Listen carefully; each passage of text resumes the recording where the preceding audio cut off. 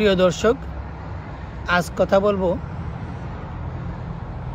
Mob সন্ত্রাস নামে কি হচ্ছে,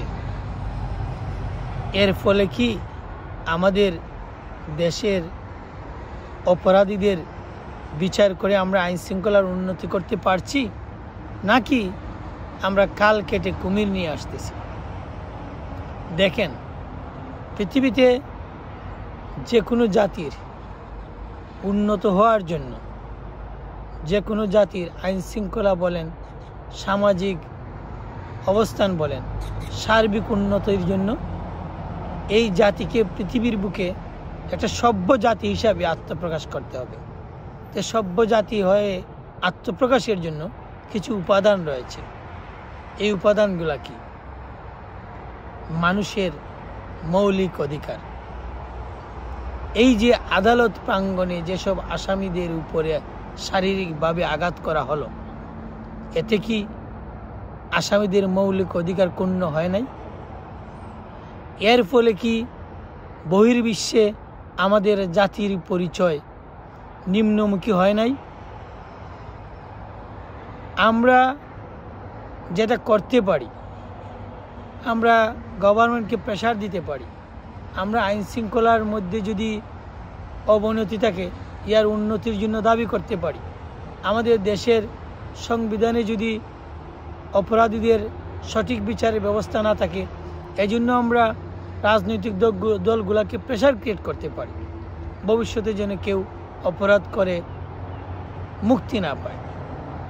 কিন্তু নিজের কূপ প্রকাশের জন্য আদালত প্রাঙ্গণে যেসব আসামিদের উপরে শারীরিক আঘাত করা হলো, ইহা কি মনে করেন এর ফলে কি আপনারা অপরাধ কমাতে পারবেন? এর ফলে একটা প্রতিহিংসার অপসংস্কৃতি চালু হলো। ভবিষ্যতে হয়তো এর পরিণাম আরও ভয়াবহ হতে পারে। তাহলে লাভটা কি হলো? দেশটা যদি ভালো থাকে তাহলে না আপনি ভালো থাকবেন, কিন্তু দেশটা যদি ভালো না থাকে, দেশের মানুষ যদি ভালো না থাকে, তাহলে আপনি ভালো থাকবেন কিভাবে? আর বর্তমান বিশ্বে বিচ্ছিন্নভাবে কোনো দেশ ভালো থাকতে পারে না। পৃথিবীর অনেক দেশের সাথে সুসম্পর্ক করে। বহির্বিশ্বের যে দৃষ্টিকোণ, এই দৃষ্টিকোণটাকে পজিটিভ রেখে তারপর নিজেদের ভালো থাকতে হয়। এখন বহির্বিশ্ব যদি দেখে এই দেশে আদালত প্রাঙ্গণে আসামিরা নিরাপদ না, এই দেশে রাস্তাঘাটে কেউ নিরাপদ না, তাহলে কি নতুন কোনো ইনভেস্টর দেশে আসবে? প্রশ্নই ওঠে না। আর যদি এগুলা না হয়, তাহলে কি দেশের অর্থনৈতিক মুক্তি হবে? তাও না। বর্তমান পৃথিবীতে শুধু নীতি কথায় পেট ভরে না, অর্থনৈতিক মুক্তিও দরকার। আর অর্থনৈতিক মুক্তির জন্য মানুষের মৌলিক অধিকার প্রতিষ্ঠা করতে হবে। মানুষের যে নিরাপত্তা, মানুষের যে আত্মসম্মানবোধ, এইগুলা নিশ্চয়তা দিতে হবে। তাই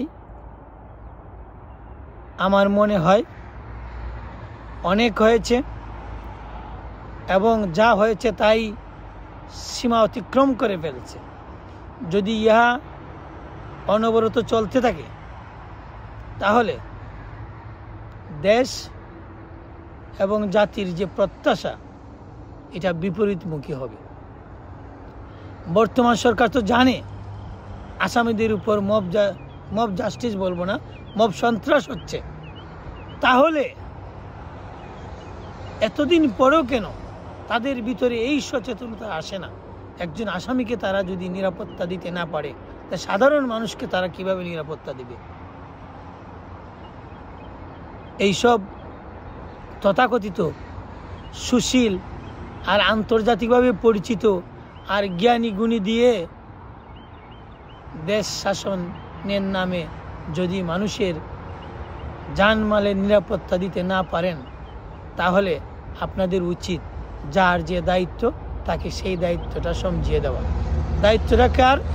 একজন রুগীর সেবা যেমন ডাক্তার ছাড়া ভালো কেউ করতে পারে না, নার্স ছাড়া ভালো কেউ করতে পারে না তাকে সুস্থ করার জন্য, ঠিক তেমনি একটা দেশ সঠিকভাবে পরিচালনা করার জন্য রাজনৈতিক নেতৃত্বের বিকল্প নেই। সুতরাং অতি সত্বর এমন ব্যবস্থা করা উচিত যেন রাজনৈতিক নেতৃত্বের কাছে দেশ পরিচালনার ভার আসে এবং সেই নেতৃত্ব কিভাবে স্বচ্ছ থাকবে এজন্য জনগণের ভূমিকাটা গুরুত্বপূর্ণ। জনগণের ভূমিকাটা কি? তারা সিদ্ধান্ত নেবে কোন মানুষটাকে ভোট দিলে এই স্বচ্ছতার বিষয়টা নিশ্চিত থাকবে। তো সবার প্রতি অনুরোধ, সবার উপরে দেশ, দেশের মানুষ, দেশের ইজ্জত, দেশের আত্মসম্মান যদি পৃথিবীর বুকে ছোট হয়ে যায় তাহলে দেশ কখনোই ভালো থাকতে পারে না। সবাই ভালো থাকুন, সুস্থ থাকুন। আজ এইটুকু।